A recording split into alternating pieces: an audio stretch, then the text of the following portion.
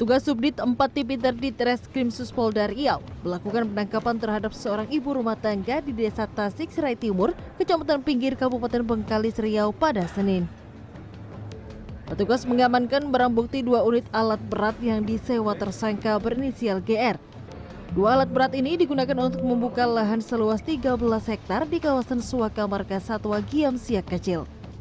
Hasil pengakuan tersangka membeli lahan dari seorang yang masih dalam pengejaran petugas. Suaka Marga Satwa Giam Siak Kecil merupakan habitat bagi satwa gajah, harimau, serta beruang. Kejadian perkara kasus ini adalah merupakan kawasan konservasi dengan status Suaka Marga Satwa.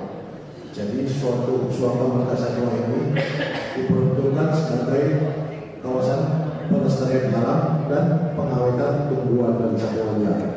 Berdasarkan keterangan saksi, alat bukti serta dari hasil gelar perkara, polisi menetapkan perempuan berumur 55 tahun ini sebagai tersangka kasus perambahan hutan. Perempuan inisial GRS sebagai tersangka kasus perambahan hutan. Kemudian adapun perannya adalah sebagai pemilik lahan.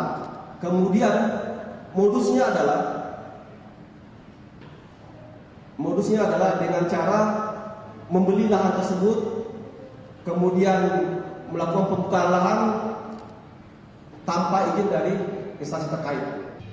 Tersangka dikenakan pasal konservasi sumber daya alam hayati dan ekosistemnya, serta pasal pencegahan dan pemberantasan perusakan hutan dengan ancaman maksimal selama 10 tahun dan denda sebesar 5 miliar rupiah.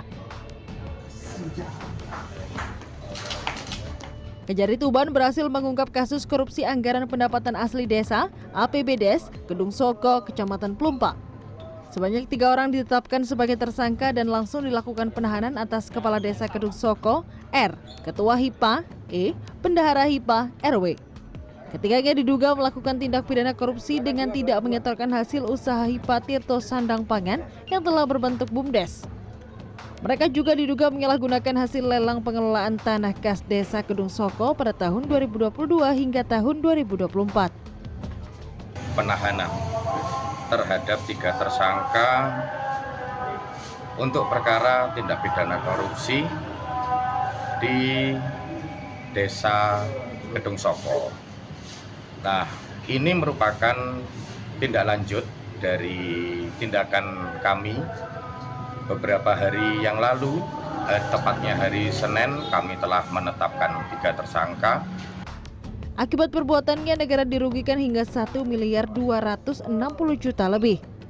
Atas perbuatannya, para tersangka dijerat hukuman minimal 5 tahun penjara dan maksimal seumur hidup.